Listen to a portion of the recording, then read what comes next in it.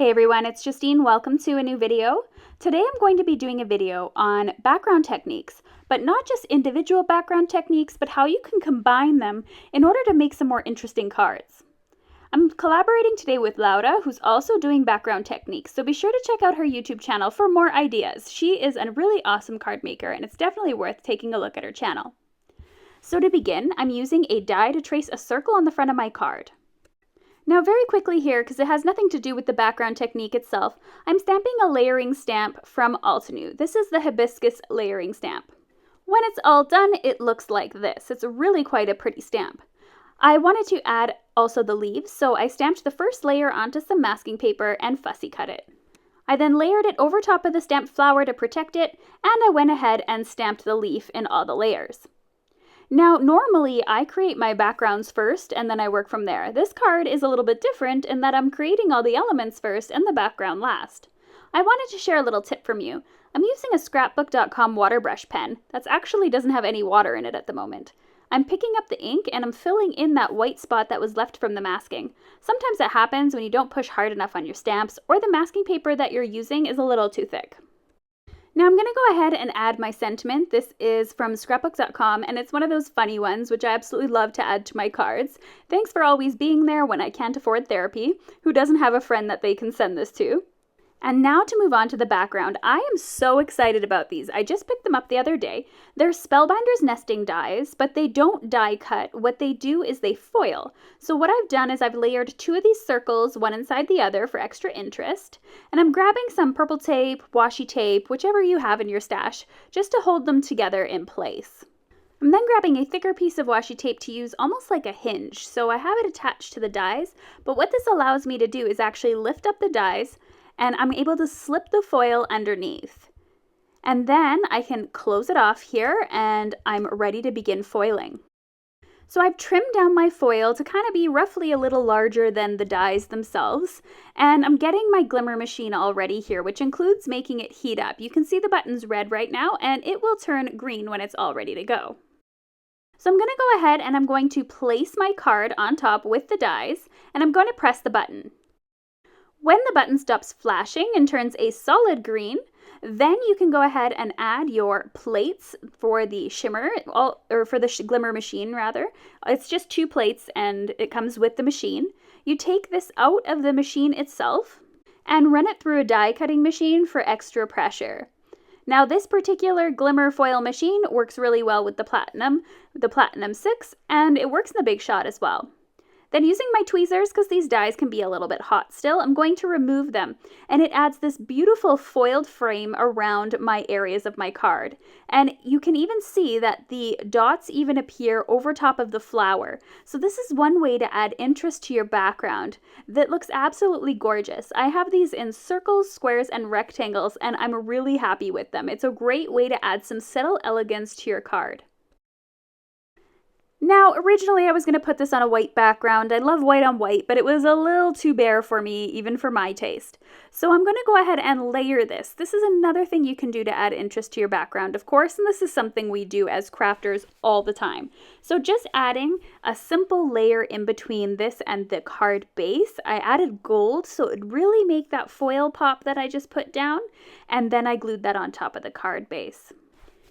So in this technique for this card, we went over using those foiling dies for the background, doubling up on your nesting dies for extra interest, and of course layering your papers to create some interest and frames around your card. Don't forget you can add yourself some sequins, confetti, or jewels to your card to add some extra interest.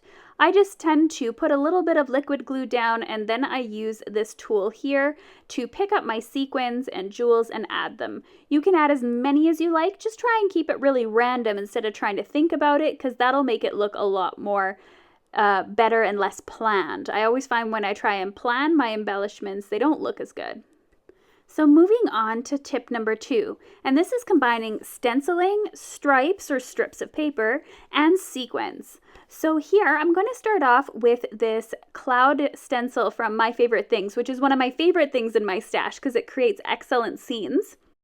There's even a larger one available, so you can vary up your cloud sizes as well. But all I do is just kind of turn it from the right to the left, sometimes a little bit more on the straight side, and I add a little bit of light blue, you could really add any color if you want to create like a sunset or something with a blending tool. Now, who doesn't have a ton of paper scraps? Well, this is perfect. You just need 1/2-inch strips, and I have rainbow colors here, and I'm going to add these onto my card. Now I've added a ton of glue to the front here, and I'm adding my middle color first because I have an uneven amount, so that yellow was definitely going to be in the middle. Then I can work myself up from there. I'm going to trim these strips off the side. And then I'm going to go ahead and layer up my layers again, just like I did in the previous technique. I've added it to a piece of black cardstock, and I'm going to go ahead and add that onto a white card base. The black, I find all black cardstock really makes colors pop, so I thought it would make those strips look really great. I'm then going to use the Hope die from Altenew, and I'm going to cut this out and use that as my sentiment for my card. Off screen, I ended up stamping a coordinating sentiment to go with the Hope, and I white embossed it on some black cardstock, so hope you have a great day. Now this card looks great as is, but add a couple of sequins on there, especially silver ones, and it'll look even better. Tip number 3, patterned paper and multiple sentiments. Now this is a really great technique, especially if you're in a hurry. I've grabbed this gorgeous patterned paper from an Altenew paper pack, and I'm going to cut it down to my card size. So I'm going to cut it down to 4 1/4 by 5 1/2. Now what I'm going to do is I'm going to cut this into strips. So I'm actually doing 1-inch strips here, but you could do whatever size you really like. You can do some smaller ones or larger ones. It's completely up to you. And so I'm going to set these off to the side and get my card base ready. So once I have everything folded and flat here, you're going to arrange the strips here. And what I find easiest to do is actually put one at the very top, one at the very bottom, and then add 2 in the middle so you can get the spacing to be right. I tried to space it out like this, and it ended up being pretty difficult to try and get it all even. So putting one at the top, one at the bottom, and then filling it in tends to be a lot easier. Now off screen, I've actually gone ahead and glued these down, and now you can go ahead and add multiple sentiments to your background. I love this stamp set from the Grey Muse. It's perfect to send to my fellow card making friends. Now for me, adding multiple sentiments to cards is kind of new, but I kind of love it. The more and more of these stamp sets that are coming out that have really heartfelt messages and they're really tiny, I always find it's nice to add a bunch of them to your card. You could also add them in different colors of ink if you like. So I've stamped this a couple of times here over and over to just really thicken up those sentiments and make them nice and dark. Your cards are my favorite. And then hashtag my favorite crafty friend, and however told you how amazing you are. I think it's really great to just add a bunch of things on here for encouragement. Then you can feel free to add any of the white areas. You can add Nouveau drops, or in my case I added stone drops, which add a little more texture, and you're all done. This card was literally done in like 3 minutes. This is a really great way to make bulk easy cards if you ever have to find yourself making a ton of them at a time. Alright, so my 4th technique is embossing, blending, and cover plates all on one card. So I've gone ahead and I've added my cling stamp to the Misty. You can see it face up. This I find is just a lot easier to stamp it. And I'm going to add some removable adhesive to the back of my card front. I'm going to place my card front in the center of the background stamp and push down on the Misty door to pick up the piece of cardstock. I'm going to ink this up with some Versamark ink quickly, and I'm going to white emboss it in white embossing powder. So when I stamp this, I am simply closing the door of this and then pushing down with a fair amount of pressure onto the cardstock panel. You could do it a second time if you're unsure if it's stamped completely, because the Misty keeps your stamp in the exact same place. I'm going to go ahead and add my white embossing powder to the front of my card and then tip it over so the powder only sticks to the area that I stamped. I'm going to funnel the excess powder back into my jar, heat it up with my heat tool, and once it's all glossy, you'll know it's ready to go. So I'm going to do one of my favorite things now, and that is ink blending. So I'm going to keep the rainbow colors in mind, and I'm going to ink blend them. Now just keep in mind when you're doing this to change out your sponge or your tool with each color, depending on what you have available in your craft room. And to make sure that you are using the same color with the same ink pad. You can see I dunked a green pad into my yellow ink pad, never a good thing. But Catherine Pooler inks I find recover really well from that. And when this is all finished, I'm going to make sure that the colors that don't blend well together, I'm really not blending or overlapping the colors. I'm just keeping them a little bit separate. So it might look a little bit streaky right now, but no big deal. Next up, I'm grabbing this awesome rainbow cover plate die from Waffle Flower, and I'm running this through my machine, and this is going to actually go on top of my colorful background. So word to the wise, if you blend it on your surface, wash your surface first because it's full of color, and then start layering your stuff. So I've added to my white card base the inked beautiful blended background.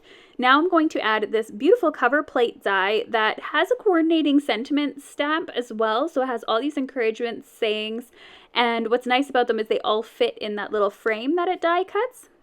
And I'm going to place this over top of the background, so it gives me this amazing sort of window frame into this beautiful amount of color, but it still keeps things with a lot of white space. I topped it off with a sentiment that said, "Keeping you in my prayers," and that's the end of that card technique. Tip number 5 is debossing drops and layered embellishments. This cover plate die from Altenew isn't really a die itself. This is kind of like I was saying with the foiling die, it just does something a bit different. So when you run this through your die cutting machine, it actually pierces a pattern into the background. It doesn't cut anything out, but it creates a really elegant look, and I love this. For whenever I create a card where it's a little too much white space, it's a great idea to add this in your background. I've also went ahead and die cut one of my favorite thank you stamps from the stamp market in some black and gold paper, and I'm layering them one on top of the other.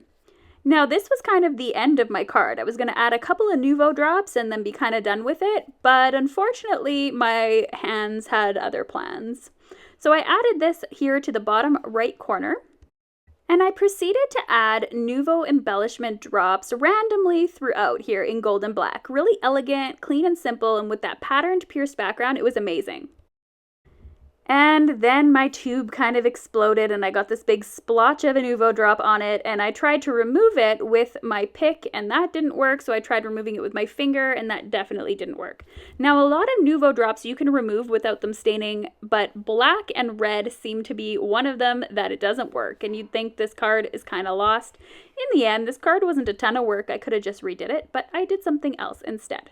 I grabbed a star die from Altenew that cuts out a huge cluster of stars, and I decided to add a couple of stars in black and gold onto my background. So that's a way to decorate your card background with some embellishments. So I went ahead in my card surgery and I covered as best I could that little bit of a boo-boo that I made in the bottom, and it worked really well in the end when it was all done.